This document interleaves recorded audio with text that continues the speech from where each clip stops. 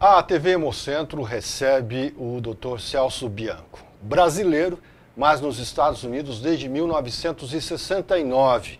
Formado pela Universidade Paulista, ele foi para os Estados Unidos e hoje é o presidente da American Blood Centers e vai se aposentar dentro de pouco tempo para assumir a presidência da Sociedade de Transfusão de Sangue, uma entidade internacional com sede em Amsterdã. Eu começo conversando com o Dr. Celso Bianco, perguntando um pouco dessa história, dessa trajetória de vida, desde a saída dele do Brasil, no final da década de 60, até agora, e esse novo desafio que ele tem pela frente. Dr. Celso, tudo bem? Tudo bem. Eu queria, então, começar com essa trajetória de sucesso do senhor, desde 1969 nos Estados Unidos. Não sei de sucesso, mas ainda estou aqui. Logo depois da faculdade, lá na Escola Paulista de Medicina e a residência, que eu fiz residência em clínica médica e também em hematologia, eu fiquei envolvido, eu gostava muito de imunologia. E era um ramo de ciência que estava explodindo naquela época. E havia um curso patrocinado pela Organização Mundial de Saúde, lá na Escola Paulista. E eu tomei esse curso e vários dos professores estrangeiros tinham posições fora em que eu podia fazer um estágio. Eu escolhi fazer o estágio na New York University, na cidade de Nova York, com um brasileiro, aliás, que está radicado lá muitos anos antes de mim, Vitor Nussensweig, que é um imunologista muito famoso. E eu fui lá para passar 1 ano e meio. Mas foi um período turbulento no Brasil e quando eu tentei retornar, não havia oportunidades, principalmente nas ciências básicas. As universidades estavam sendo transformadas por causa da Revolução e a única oportunidade que eu teria era abrir um consultório e trabalhar voluntariamente para ter uma posição acadêmica. Eu decidi ficar mais um pouco, até as oportunidades aparecerem, mas no fim a gente vai ficando. É interessante, eu nunca fiz a decisão de que eu iria ficar nos Estados Unidos. Mas depois de um número de anos e um número de coisas que acontecem na vida, a gente vai ficando. Eu passei quase 5 anos na New York University, eu fiquei professor assistente, aí me ofereceram uma oportunidade numa universidade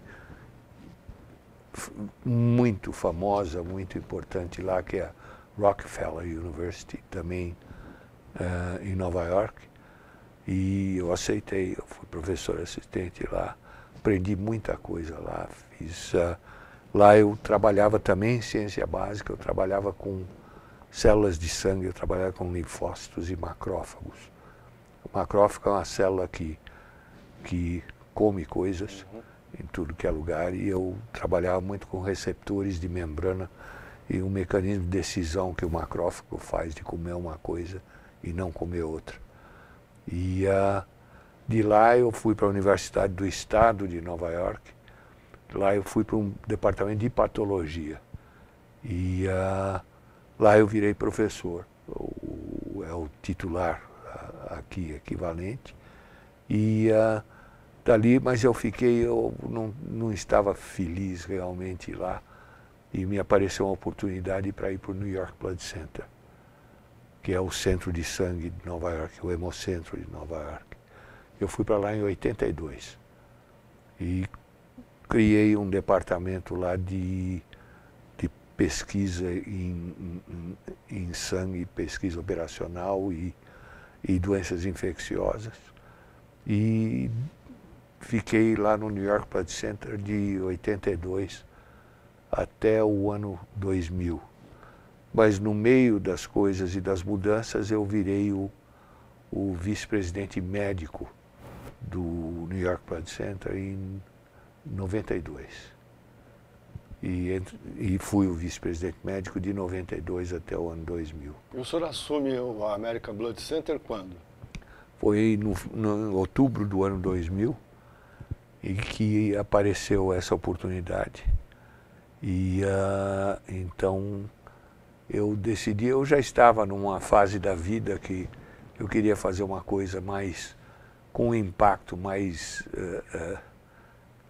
maior na política de sangue do que na administração de um centro de sangue no dia a dia, que era o que eu fazia no New York Blood Center. O New York Blood Center é muito grande e ele naquela época coletava mais ou menos 500 mil doações por ano. Tinha 4 divisões, né, em toda a área metropolitana de Nova York. E aí no America's Blood Centers eu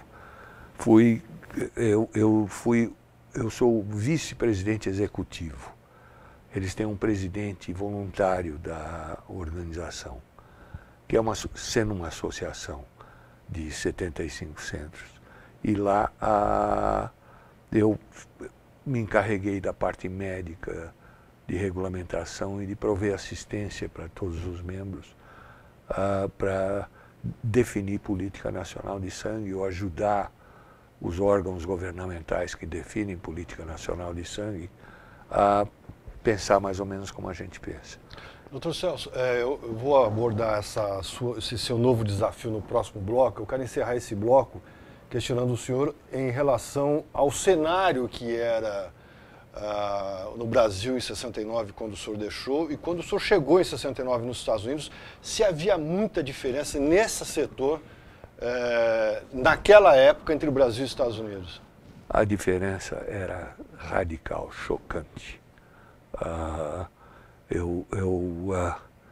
Eu fiquei, quando eu cheguei, eu me lembro que eu tinha medo que o Brasil nunca ia chegar lá, porque era a parte de pesquisa básica, tinha centros de excelência, e aliás Ribeirão era famoso como centro de excelência e tudo, mas a diferença era incrível.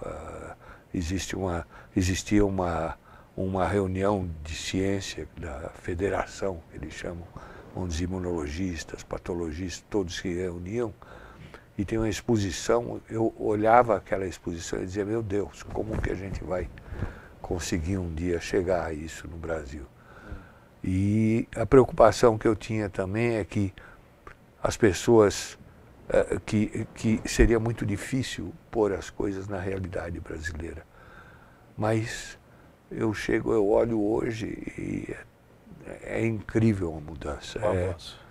É incrível, é incrível. E o avanço, e aí olhando especificamente na área de ciência, o Brasil tendo uma ciência, comparado com outros países, excepcional, apesar de todas as dificuldades e todas as coisas que estão lá. E eu vejo também na área de sangue como o Brasil mudou. Era uma coisa primitiva quando eu saí. Eu vou pedir para o senhor responder mais sobre essa situação primitiva. Nós vamos para o intervalo, daqui a pouco eu volto para continuar essa entrevista com o Dr. Celso Bianco, um brasileiro que galgou cargos nos Estados Unidos e que assume dentro de pouco tempo a Sociedade Internacional de Transfusão de Sangue. Eu volto dentro de instantes. Eu recebo aqui na TV Hemocentro o Dr. Celso Bianco, brasileiro, radicado nos Estados Unidos desde 1969. Em 2014, ele assume a presidência da Sociedade Internacional de Transfusão de Sangue. Eu quero saber do Dr. Celso agora qual é o maior desafio que o senhor acha que o senhor terá que enfrentar na presidência. Bom, o desafio é talvez a disparidade que existe entre os vários países do mundo na habilidade de ter um sistema seguro e efetivo de transfusão de sangue. E uma das responsabilidades da sociedade é trazer informação, principalmente informação científica e técnica, para os membros. E o desafio é que há o interesse dos membros que vêm de países altamente desenvolvidos, e mesmo do Brasil, com o que tem, e a diferença entre países de baixo desenvolvimento econômico e de saúde, como países da África, certos países da Ásia, do Caribe e outras áreas.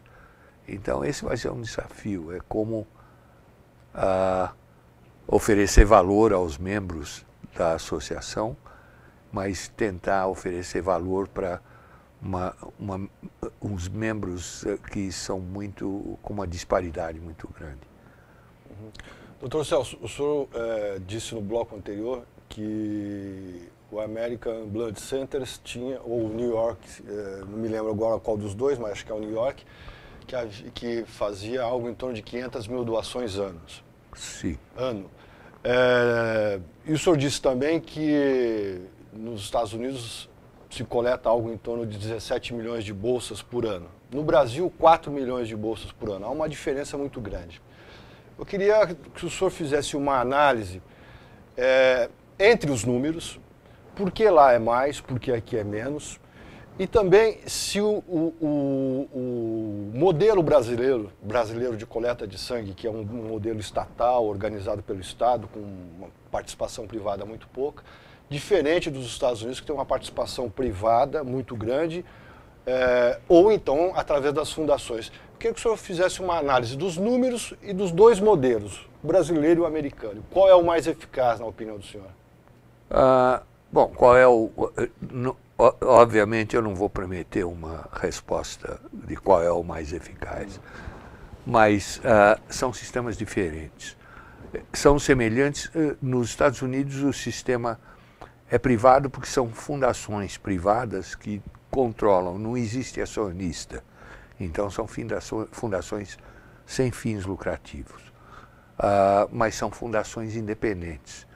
A participação governamental é pequena, é só no lado de regulamentação e de definição das políticas de sangue. Quer dizer, o Food and Drug Administration, o FDA, vai determinar que tem que ter um teste para HIV, um teste para HTLV, um teste para hepatite, mas não vai participar como aqui, ou prover fundos diretamente para o sistema de sangue. Nos Estados Unidos, o sistema de sangue o dinheiro vem de contratos entre os centros de sangue com os hospitais que vão receber o sangue, que vão pagar os custos de toda a coleta, tudo. A diferença que tem também é que o uso de sangue, e é o número dos 4 milhões versus 16 milhões, o uso de sangue é uma atividade do médico e da indicação. E não está, em geral, sob controle dos hemocentros, a não ser que o hemocentro também controle a unidade transfusional no hospital. Então existem diferenças radicais entre os países de quanto é usado de sangue. Por exemplo, nos Estados Unidos se usa cerca de 48 a 50 unidades por 1000 habitantes por ano. No Canadá se usa 32, 34. Os países têm a mesma cultura médica. A diferença no Canadá, que é sustentado totalmente pelo governo, são 2 hemocentros que provêm todas as unidades, mas existe uma percepção melhor do que deve ser transfundido, do que não deve ser transfundido. Existe menos uso de sangue e menos desperdício. E por que nos Estados Unidos o senhor acha que tem desperdício? Olha, a transfusão, a prática médica de transfusão é hereditária, sabe? No sentido de que você faz o que a pessoa com quem você treinou fazia. Então os seus pacientes estão indo bem, a coisa está indo direitinho, por que eu vou mudar? O médico se comporta de uma maneira muito individualista em geral. E existe um esforço muito grande dentro dos Estados Unidos, por exemplo, para criar um sistema de melhor treinamento dos médicos, a melhor racionalização de quando transfundir, o que transfundir e tudo isso. Mas é uma coisa difícil, o país é muito grande, existem mais de 5.000 hospitais nos Estados Unidos. O senhor estava falando que no Canadá ela é estatal. Os hemocentros são estatais. E lá a doação é voluntária? A doação é voluntária. No Brasil a doação é voluntária. Nos Estados Unidos é voluntária e remunerada? Não, a doação para sangue total, sangue para pacientes, é totalmente 100% voluntária. E aliás eu devo até comentar como que um sistema capitalista resolveu a questão de doação voluntária, é que nos anos 60 a maior parte do sangue era coletado por doadores pagos. Em Nova York, por exemplo, a incidência de hepatite naquela época era horrível. 25% das pessoas que recebiam transfusão em Nova York nos anos 50 adquiriam hepatite ictérica, ficavam amarelos.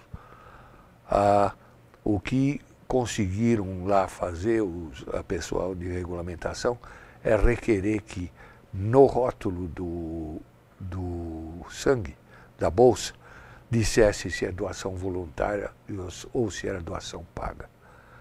Então começaram os hospitais e os pacientes a olhar a unidade de sangue e coisa e dizer, eu não quero essa doador pago, porque eram aqueles bebuns que viviam porque não existiam bons critérios de seleção.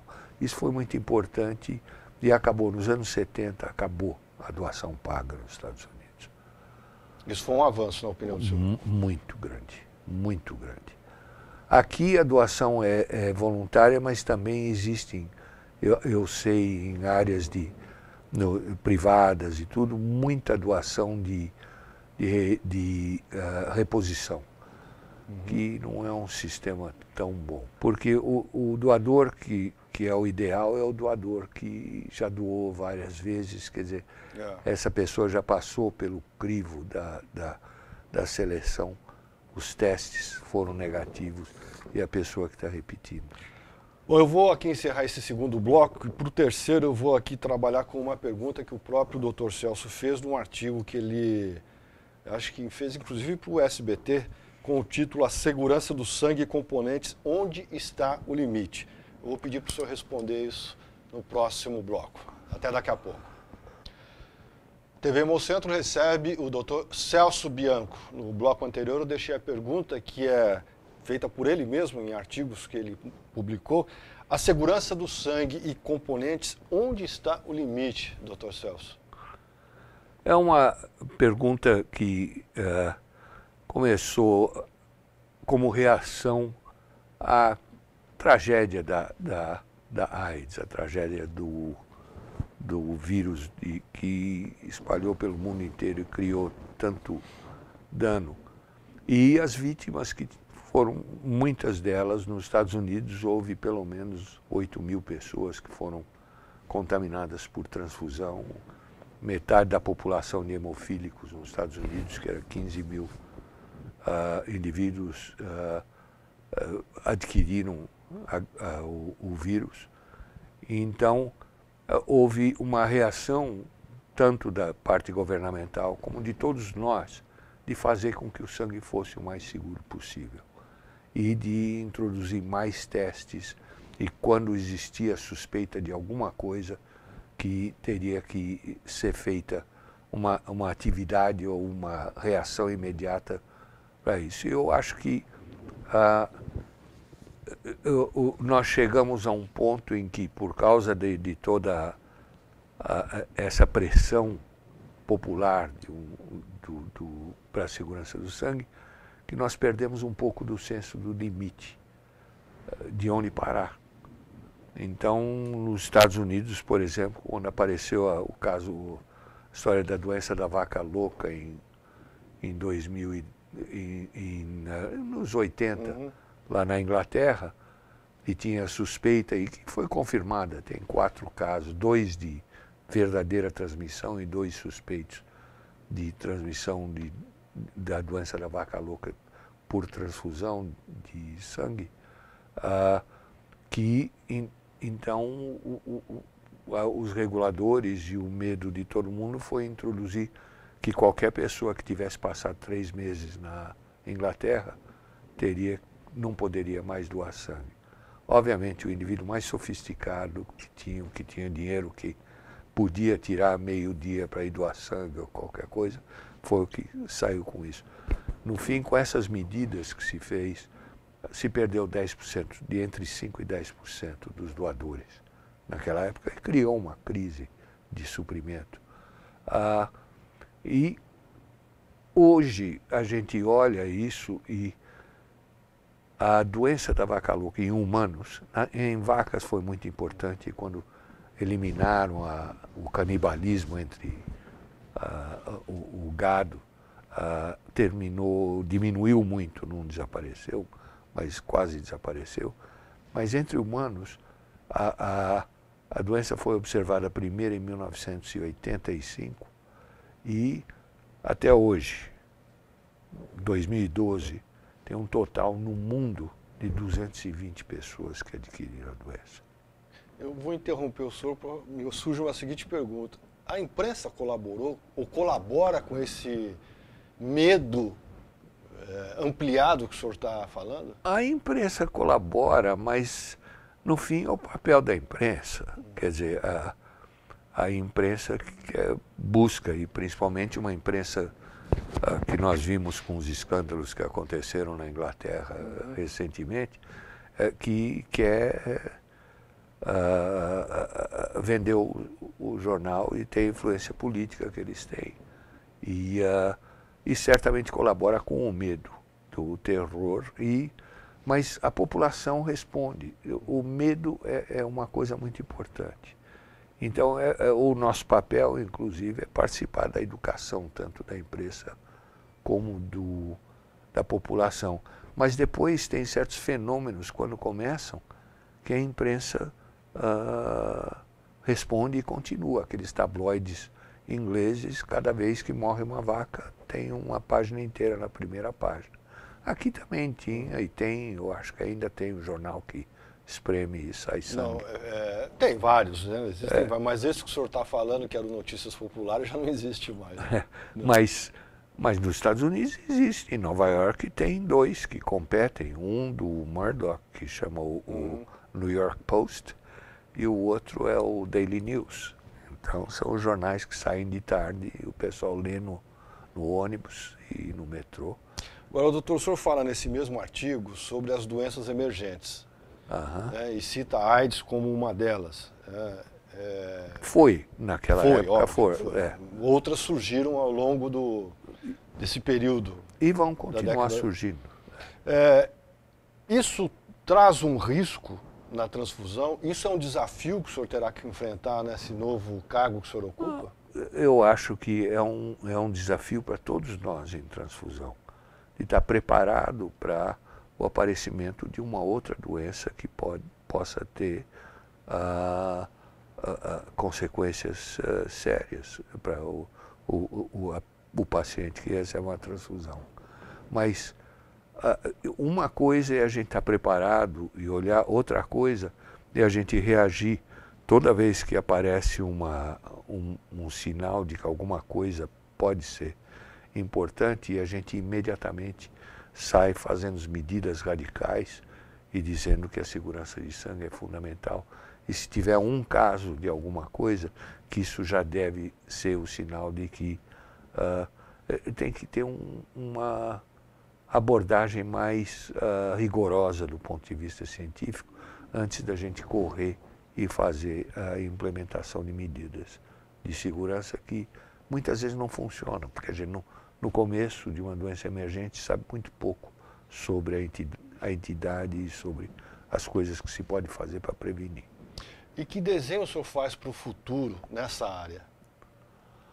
O desenho que eu faço é o que muitos de nós estamos envolvidos, de fazer uma análise de todas as doenças que a gente conhece hoje que poderiam potencialmente ser associadas com transmissão por transfusão e olhar se elas têm possibilidade de expandir e tentar prever que, se acontecesse de detectar um caso por transfusão, o que a gente faria com antecedência, antes de que isso fique uma coisa reativa. A segunda coisa é de criar a gente usa um termo, um jargão lá, que é toolkit, é uma caixa de ferramentas, que sejam ferramentas que a gente já saiba como que a gente vai determinar, por exemplo, a prevalência da doença, as medidas que a gente tomaria inicialmente para tentar analisar o impacto que cada uma dessas coisas existe. E a terceira é o desenvolvimento de metodologias que pudessem ser usadas para tratar a unidade de sangue, que é o que a gente chama de inativação de patógenos ou redução de patógenos, que a gente pudesse tratar sem necessariamente saber o que está lá, mas que pudessem matar vírus e bactérias e parasitas em geral, sem que... E existem algumas dessas metodologias, mas no momento elas não são fáceis de adotar. O sangue artificial é um sonho, uma ficção? Ou o senhor acha que pode ser uma realidade? Não, o sangue é algo extremamente complexo. O sangue artificial, por exemplo, pode fazer preparações de hemoglobina, pode fazer, como muitos cientistas estão fazendo diferenciação das células e a coisa de crescer as células numa barrica, como como faz cerveja. E tudo isso, eu acho que é uma realidade que nós vamos conseguir fazer em alguns anos, muitas dessas coisas. Mas, em geral, sob o ponto de vista econômico e sob o ponto de vista geral, é muito mais fácil crescer essas células dentro de um sujeito que você dá um sanduíche e ele fica fazendo. Então, eu acho que vai haver uma competição entre os fatores econômicos e os fatores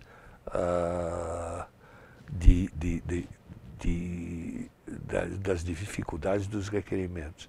Mas o desenvolvimento tecnológico é imenso. Se a fábrica está tão perto, né? Exato, o reator, aí, o bioreator. Está até dentro. É.